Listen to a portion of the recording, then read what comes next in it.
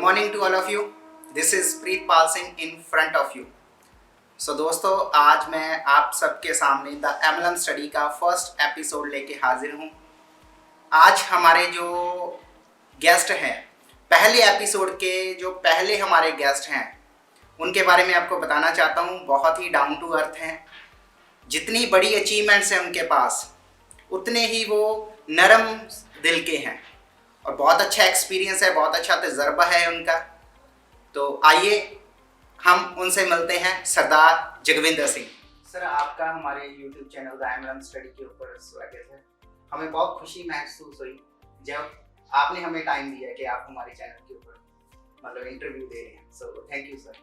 प्रीतपाल जी, सबसे पहले तो आपका थैंक यू और आपके चैनल द MLM स्टडी का बहुत बहुत थैंक यू, जिन्होंने मेरे जैसे इंसान को इस प्लेटफॉर्म पे आने का मौका दिया। इवन मैं अपने आप को बड़ा लकी महसूस कर रहा हूँ यहाँ पर बैठ के आपसे बात करके कि मुझे आपके चैनल द MLM स्टडी में पहला एपिसोड इंटरव्यू करने का मुझे अच्छा लगा। मतलब हमारा सर रहता है, यही टारगेट रहता है कि हम उन लोगों को मतलब मिलवाएं स्टूडेंट्स के साथ जिन्होंने अपने जीवन के अंदर बहुत ज़्यादा अचीवमेंट्स हासिल की हैं। आप उनमें से एक हैं। हमें मतलब बहुत अच्छा महसूस हो रहा है।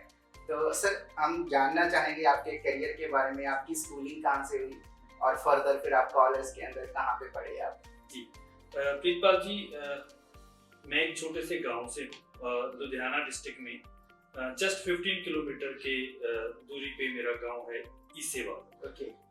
और ईसेवाल गांव का नाम इसलिए भी फेमस है क्योंकि वहां पर जो हमारे इंडियन एयरफोर्स में एकमात्र ऐसे पायलट जिनको परमवीर चक्र से सम्मानित किया गया, जिनको हाईएस्ट वॉलंटरी अवार्ड से सम्मानित किया गया, तो मुझे ये बताते हुए बड़ा गर्व महसूस हो रहा है कि जिस मिट्टी पे वो इंसान पैदा हुए, उसी मिट्टी पे मैं पैदा हुआ हूँ और मैं अपने आप को बड़ा प्राउड फील करता हूँ मुझे बताते हुए। स्टार्टिंग की जो मेरी पढ़ाई थी वो गांव के स्कूल, गवर्नमेंट स्कूल से ही मैंने 10th क्लास तक अपनी स्टडी की। उसके बाद क्योंकि मैं साइंस ग्रुप अडॉप्ट करना चाहता था, 2001 की बात कर रहा हूँ, लेकिन जो गांव में स्कूल था वो 10th क्लास तक ही था और हायर स्टडी के लिए मुझे +1 में एडमिशन लेना था। तो मुझे एक छोटा सा टाउन, कस्बा बोल सकते हैं आप, मुल्लांपुर। जब आप लुधियाने से जगरांव की तरफ जाओगे तो छोटा सा एक टाउन आएगा मुल्लांपुर। सो वहाँ पर मैंने अपनी आगे की +1 और +2 की स्टडी कंप्लीट की और मैंने अपना साइंस ग्रुप हमने देखा है बहुत सारे बच्चों को मतलब आफ्टर 10th अगर +1 +2 के अंदर उन्होंने मेडिकल या नॉन मेडिकल के अंदर जाना है तो उन्हें अपना गांव छोड़ना पड़ता है, जो यहाँ पे कॉमन है। सेम मेरे साथ भी ऐसा ही। जी सर, बिल्कुल। तो उसी फेज से मैं गुजरा कि ज़्यादा दूर तो नहीं था लेकिन 5 किलोमीटर था और मैं साइकिल पे जाता था स्कूल। ठीक है। तो हमें सर मतलब ये मालूम हुआ था कि आपने जो +1 +2 है वो टॉप रैंक के पास और आपका नाम भी दर्ज है। जी बिल्कुल प्रीतपाल जी, एक्चुअली मेरे फादर साहब रिटायर्ड आर्मी मैन थे। थोड़ा पंक्चुअलिटी और डिसिप्लिन हमारे घर में बना हुआ था उन्हीं के कारण। तो स्टडी में टॉप करना मुझे लगता है कि कोई बड़ी बात नहीं है कि अगर आप कंसिस्टेंटली आप रेगुलर टेस्ट दें और अच्छे से स्टडी करें, इधर उधर अपना ध्यान मत डिस्ट्रैक्ट करें, तो मुझे लगता है कि कोई भी टॉप कर सकता है, उसमें कोई बड़ी बात नहीं है। बिल्कुल मैं लुधियाना डिस्ट्रिक्ट का टॉपर था 2001 बैच। तो उसके बाद फिर आपकी आगे फर्दर जो स्टडी थी कॉलेज, फिर आप कहाँ पे मतलब एडमिशन वगैरह लिया? बिल्कुल, क्योंकि +2 में मैं 90+ स्कोर किया था मैंने। सो उसी के बिहाफ पे मेरी जो सिलेक्शन है वो थापर यूनिवर्सिटी पटियाला में हुई। और अच्छी यूनिवर्सिटी है थापर। बिल्कुल सर। वैसे तो जो थापर यूनिवर्सिटी है वो टेक्निकल यूनिवर्सिटी है, वहाँ पर टेक्निकल कोर्सेज करवाए जाते हैं, इंजीनियरिंग एंड ऑल। बट मैंने वहाँ पर ग्रेजुएशन और पोस्ट ग्रेजुएशन किया है। मैंने BSc नॉन मेडिकल और उसके बाद MSc मैथमेटिक्स मैंने वहीं से किया। और क्योंकि मैंने आपको बताया कि थोड़ा परिवार में डिसिप्लिन था, थोड़ी पंक्चुअलिटी थी, थोड़ा स्ट्रिक्टनेस थी, उसकी वजह से रेगुलर स्टडी किया, कॉन्स्टेंटली स्टडी किया और जिसकी वजह से मुझे थापर यूनिवर्सिटी से गोल्ड मेडल से सम्मानित। सर, एक क्वेश्चन है जो मतलब स्टूडेंट्स ने मुझसे मतलब पूछा कि आप सर से पूछना जब मिले वो क्वेश्चन ये है सर कि मतलब बताते हैं कि आप स्कूल 10th में जब पढ़ते थे आप इतने अच्छे नहीं थे जी। फिर आप +1 +2 में आपने टॉप कैसे कर लिया? हाँ बिल्कुल सर, आप ऐसा बोल सकते हो कि जब मैं सर 10th क्लास तक था, लोग एवरेज होते हैं, मैं तो बिलो एवरेज स्टूडेंट, आप ऐसा बोल सकते हो। हमें सुनने में आया कि आपके जो मार्क्स थे वो 40 के भी नीचे थे आपके। हाँ 33 थे, बिल्कुल 33 थे और बिल्कुल बिलो एवरेज स्टूडेंट था। और एकदम से कहते हैं कि हर बंदे की लाइफ में प्रीतपाल जी एक टर्निंग पॉइंट आता है। सो मुझे लगता है कि वो टर्निंग पॉइंट मेरा 10th क्लास के बाद आया मेरी लाइफ में। जब मैं स्कूल गांव में पढ़ाई किया करता था तो बिलो एवरेज बच्चा था। हमारे ज़माने में लड़कियां बहुत तेज तरार हुआ करती थी, इंटेलिजेंट हुआ करती थी, तेज तरार थी, इंटेलिजेंट थी। तो पहली पोजीशन तो हमने कभी देखी ही नहीं थी ना, पहली फर्स्ट सेकंड थर्ड लड़कियां ही आया करती थी। तो एक्चुअली जब मैं अपनी लाइफ में जैसे मैंने आपको बताया कि मैं उस गांव को बिलोंग करता हूँ जहाँ पे शहीद निर्मलजीत सिंह सेखों पैदा हुए हैं और वो फ्लाइंग ऑफिसर थे, उनसे बहुत इंस्पायर था। मैं उनके जैसा फाइटर पायलट बनना चाहता था। तो जब मुझे किसी ने गाइड किया, मेरे फादर ने गाइड किया और किसी से मैंने पूछा कि मैं पायलट कैसे बन सकता हूँ, तो मुझे ये पता चला कि आपको साइंस स्ट्रीम रखनी पड़ेगी। तो जब मैंने साइंस स्ट्रीम रखी, नॉन मेडिकल रखा, तो स्कूल में क्योंकि बिलो एवरेज बच्चा था तो बहुत क्रिटिसिज्म हुआ कि अरे जगविंदर ने नॉन मेडिकल रख लिया। बहुत सारे टीचर्स ने, अजीब बात है मतलब ऐसा मतलब मेरे को भी अजीब लग रहा है, कोई मतलब ऐसा लड़का कि मेरे साथ पढ़ रहा है और 10th में वो इतना मतलब पास नहीं हुआ, बड़ी मुश्किल से पास हुआ और +1 में उसने नॉन मेडिकल रख लिया। तो तब के जो हमारे इंटेलिजेंट बच्चे थे तो लड़कियां ही थी, तो उन्होंने नहीं रखा तो मैंने रख लिया। तो बहुत क्रिटिसिज्म हुआ, बहुत मेरे एक तो मेरी कजन सिस्टर थी, उसको हमारे टीचर ने बोला वो तो नालायक है, फेल हो जाएगा, स्कूल का नाम डुबो देगा, साइंस स्ट्रीम रख लिया। बट ये बात मुझे पिंच करनी है, पिंच बोल सकते हो या उस कुदरत का करिश्मा बोल सकते हो, या कह दो कि भगवान ने जो काम आपसे करवाना होता है ना, तो फिर वही है ना, वो सिकंदर सरताज की कुछ सतरें हैं कि बस 4 ही तरीकों से आदमी काम करता है, या तो प्यार से, या लालच से, या डंडे से, है ना। तो जहाँ उसको कहीं ना कहीं पे कोई बात पिंच कर जाते हैं, तो आप बोल सकते हो कि बात पिंच की है। तो मैंने डिसाइड कर लिया कि जो मर्जी हो जाए पास होना, क्योंकि डिफिकल्ट तो था, क्योंकि मैं पंजाब स्कूल एजुकेशन बोर्ड से पास आउट था, तो सारे सब्जेक्ट पंजाबी में थे, तो एकदम से इंग्लिश मीडियम में जाना पड़ा। तो मेरी और इंग्लिश की तो ऐसी थी जैसे इंडिया और पाकिस्तान की, तो बड़ा मुश्किल हुआ। पर चलिए एनी हाउ रिसोर्सेज पैदा होते गए और मेहनत करते गए। टीचर अच्छे मिल गए, बहुत अच्छे टीचर्स मिले, उन्होंने प्रॉपर गाइड किया। उनको मैंने अपने बारे में बताया। मैं बच्चों को ये जरूर बताना चाहूँगा कि अगर आप कुछ बड़ा करना चाहते हो, अगर आप भी चाहते हो कि आपकी लाइफ में टर्निंग पॉइंट है, तो आप अपने टीचर्स से दिल खोल के बात करें। आपको नहीं समझ आता कोई बात नहीं, आप अपने जो भी आपको टीचर अच्छा लगता है आप उनसे बात करें। तो जब मैं उसमें शिफ्ट हुआ तो प्रीतपाल जी तो बहुत फेवरेट रहे हैं मेरे। वो हमारे लुधियाना डिस्ट्रिक्ट के DEO भी रहे हैं, डिस्ट्रिक्ट एजुकेशन अफसर, तब हमारे फिजिक्स टीचर हुआ करते थे। तो उनके पास में गया, उनको मैंने बताया कि मैं पढ़ना चाहता हूँ लेकिन मुझे इंग्लिश से दिक्कत है। तो उन्होंने मुझे बिल्कुल प्रॉपरली गाइड किया कि नहीं बेटे ऐसे ऐसे करके, बहुत सपोर्ट की।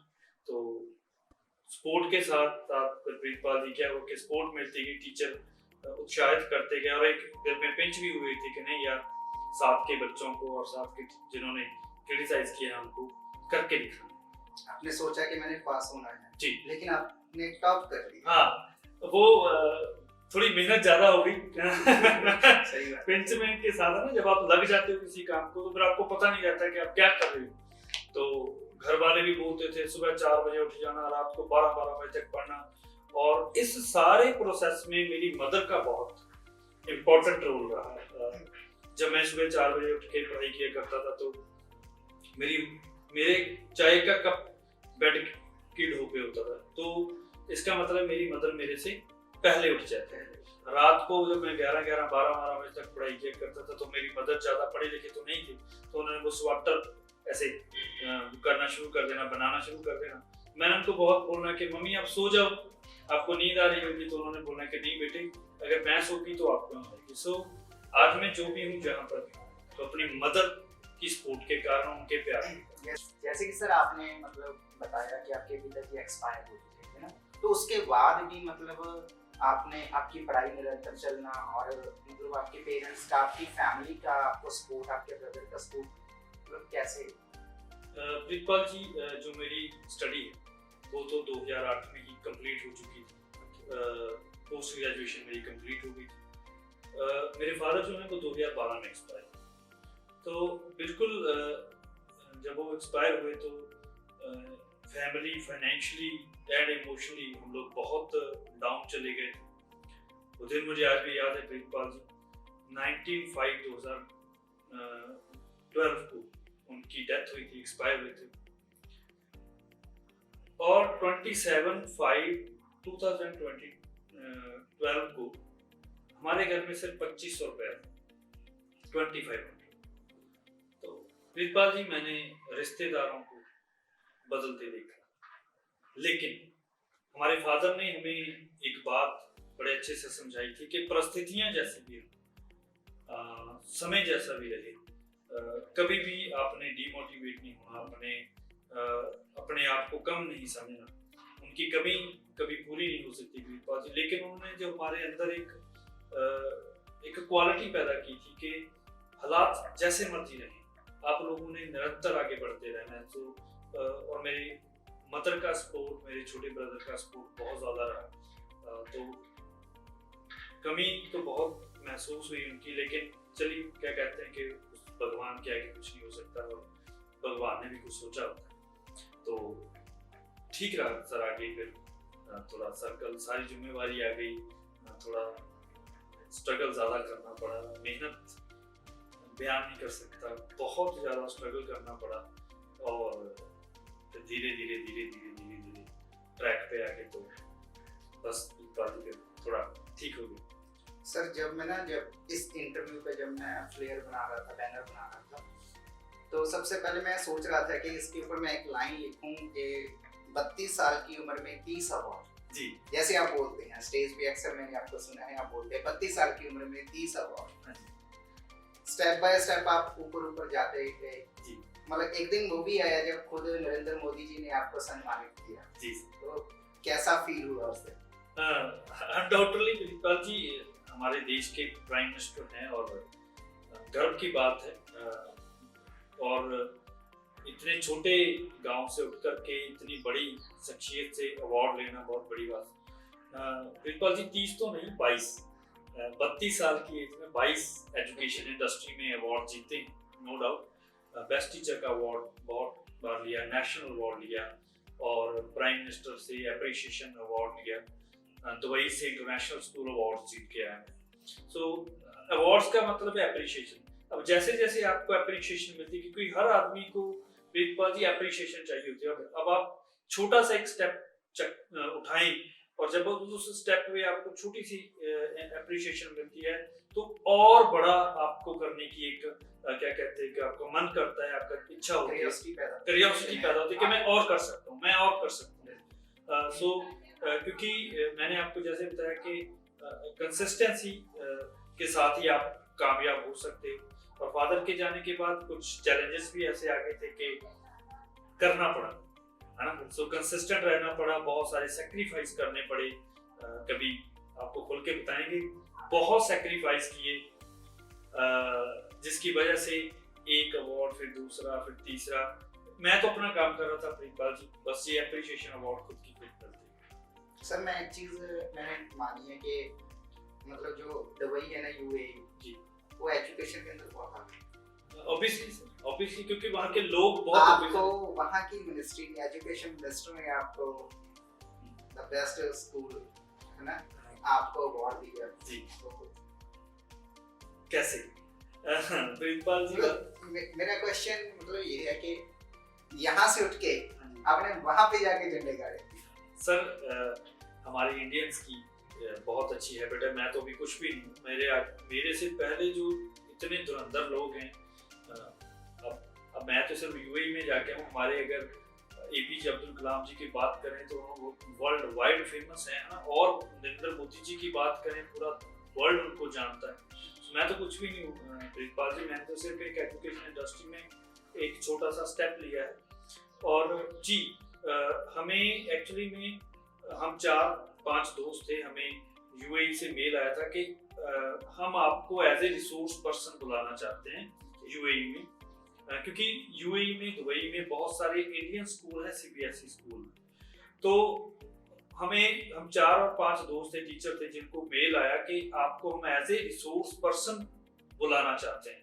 तो जो मेरे बाकी के दोस्त थे उन्होंने कह लो कि उन्होंने बोल दिया कि नहीं यार हम नहीं जाएंगे, क्योंकि उधर इंग्लिश बोलनी पड़ेगी, हो सकता है कि वो फ्रॉड ना हो जाए। बहुत तरह तरह की बातें हमारे 4-5 लोगों में हुई, लेकिन मैंने उस चीज को एक्सेप्ट किया कि कोई बात नहीं, फ्रॉड हो जाएगा तो क्या हो जाएगा, है ना। जिंदगी में कभी कभी धोखा खा लेना भी अच्छा होता है। फाइनेंशियली भी आप बता रहे हैं कि आप मतलब थोड़ा डाउन था, लेकिन चलो कहते हैं कुछ लोग इस वजह से भी बाहर नहीं जाते यार, खर्चा बहुत ज्यादा। बिल्कुल प्रिंसिपल जी, लेकिन उस मेल में हमें ये लिखा गया था कि आपको सिर्फ टिकट परचेज करके आनी है, वीजा और बाकी का पैकेजेस वो हमें देंगे, स्टे उधर देंगे, खाना देंगे। तो कहते हैं प्रिंसिपल जी अगर आप रिस्क ना लेते आप कामयाब नहीं हो सकते। तो उस टाइम मैंने रिस्क लिया और मैंने वो एक्सेप्ट किया, और बाय चांस बहुत अच्छा उधर मुझे से अच्छा टीच किया गया और एक्सपीरियंस था, तो अच्छा हो गया सर। अब मुझे एक चीज का और पता चला है सर कि आपको दुबई के अंदर बुर्ज खलीफा के अंदर दोबारा से इनवाइट किया गया है, और ऑल ओवर द वर्ल्ड जितने भी मैथमेटिक्स के टॉपर हैं जी, उनमें से इंडिया में से आप सेलेक्ट होके जा रहे हैं। बिल्कुल प्रीतपाल जी, ये मेरे लिए बड़ी गर्व की बात है कि एक छोटे से गांव से उठ कर के मैथमेटिक्स नहीं प्रीतपाल जी, एक्चुअली में भगवान ने हर किसी को कमाने का एक जरिया बनाया, किसी को साइंटिस्ट बना दिया, किसी को टीचर, किसी को क्या, किसी को क्या। सो मुझे ऐसी अपॉर्चुनिटीज दे रहा है वो भगवान, तो मैं तो उसी का शुक्र करता हूँ कि चलो अपॉर्चुनिटीज मिलती जा रही हैं और मैं आगे बढ़ता हूँ।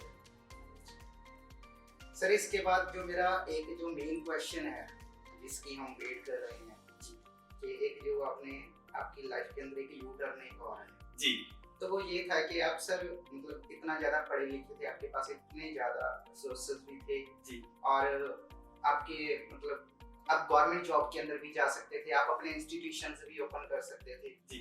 नेटवर्क मार्केटिंग को ज्वाइन करने का डिसीजन आपका कैसे बना? प्रीतपाल जी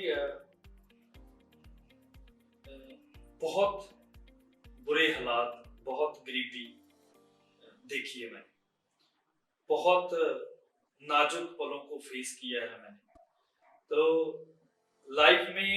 और मैंने ये भी सुना है कि अगर आपको अपनी लाइफ जीनी तो बिजनेसमैन बन के आप एक अच्छी लाइफ जी सकते हो, क्योंकि मेरे रोल मॉडल भी हैं रतन टाटा जी, मैं उनके बारे में बहुत पढ़ता हूँ, उनकी क्लिप्स अच्छी लगती हैं, उनके बारे में जानता हूँ, उनकी ऑटोबायोग्राफी पढ़ी है। तो रतन टाटा जी ने भी एक बात बोली अपनी इंटरव्यू में कि अगर आप एक अच्छे बिजनेसमैन बनना चाहते हैं तो आपको अच्छा सेलर बनना, अच्छा सेल्समैन बनना पड़ेगा अगर आप अच्छे बिजनेसमैन बनना चाहते हो, क्योंकि अगर आपको सेल की नॉलेज है तो ही आप अच्छे बिजनेसमैन बन सकते हैं। मेरे पूरे खानदान में कभी कोई बिजनेसमैन पैदा हुआ ही नहीं। इंस्टीट्यूशंस की बात करूं, आपने बोला कि आपके पास विकल्प बहुत ज्यादा, बिल्कुल थे, बहुत सारी ऑफर्स थी, गवर्नमेंट जॉब की ऑफर भी थी और सारी प्राइवेट जॉब्स की ऑफर्स भी थी। मैं अपनी company amazing institute private limited जिसका डायरेक्टर हूँ मैं, वो भी मैं चला रहा हूँ, जिसके अंदर 13 कोचिंग सेंटर मैंने आपको बताया कि चल रहे हैं। तो हम लोग बच्चों को कंप्यूटर एजुकेशन प्रोवाइड करते हैं। और इस इंडस्ट्री में आने का मेरे पास एक बहुत सॉलिड रीजन ये भी है प्रीतपाल जी के ये इंडस्ट्री, अगर आपने अच्छा, जैसे मैंने आपको बताया कि बिजनेसमैन बनना है तो आपको अच्छा सेल्समैन बनना होगा। नेटवर्क मार्केटिंग आपको अच्छा सेल्समैन बनाने की क्वालिटी आपके अंदर डेवलप करती है, और आपको सोशल कैसे रहना है, आपको रिलेशंस कैसे मेंटेन करके रखने हैं, ये भी आपको MLM इंडस्ट्री या जिसको आप नेटवर्क मार्केटिंग कहते हैं वो सिखाती है। सो मुझे ऐसा लगता है कि जैसे फॉरेन कंट्रीज में 98% लोग MLM बोल दो या डायरेक्ट सेलिंग बोल दो या नेटवर्क मार्केटिंग बोल दो, वो करते हैं इसको। तो मुझे ये लगता है कि इंडिया में भी हर एक घर में हर एक पर्सन को नेटवर्क मार्केटिंग का टेस्ट जरूर करना चाहिए। बिल्कुल सर, हमने देखा है बहुत सारे मतलब बच्चों को छोटी एज के अंदर के उनके अंदर बहुत अच्छी सेलिंग स्किल्स होती है जी, उनके अंदर कन्विंसिंग पावर बहुत अच्छी होती है जी। जैसे आपने अमेरिका की एग्जांपल ली है, अमेरिका के अंदर भी हमने देखा है कि मोर देन मतलब जो स्टूडेंट्स हैं वो नेटवर्क मार्केटिंग के साथ जुड़ जाते हैं अपने बिल्कुल कॉलेज या स्कूलिंग करियर के अंदर, है ना जी। और वहाँ पे अगर हम बात करें तो जैसे डॉल एंड ट्रक है ना जी। तो उनकी भी खुद की कंपनी है, अच्छा, ठीक है, तो वो अपनी नेटवर्क मार्केटिंग कंपनी चलाते हैं। क्या बात है। नहीं, तो मुझे इसके बारे में आइडिया नहीं था। तो ये मतलब है कि उन्होंने नेटवर्क मार्केटिंग को बहुत ज़्यादा प्रमोट किया है। अच्छा, ठीक है। नहीं, बिल्कुल प्रीतपाल जी, और मुझे लगता है कि और नेटवर्क जो उनकी कंपनी है उसका नाम है Trump.com। अच्छा, मुझे लगता है कि जो नेटवर्क मार्केटिंग है कि वो बंदे को सेल्फ डिसिप्लिन और क्या कह लो कि सेल्फ का बिजनेस करना सिखाती है। और बहुत सारी क्वालिटीज मैं आपको मुझे बताते हुए बड़ा अच्छा लग रहा है कि क्योंकि मैं बिजनेसमैन बनना चाह रहा हूँ, तो उसके लिए जो क्वालिटीज मुझे चाहिए थी तो वो मुझे नेटवर्क मार्केटिंग ने सिखाई है। नो डाउट एजुकेशन की अच्छी नॉलेज है, थोड़ी बहुत है जितनी है, और एजुकेशन स्किल्स के अंदर तो बहुत, हाँ, एजुकेशन स्किल्स तो बहुत ज़्यादा है।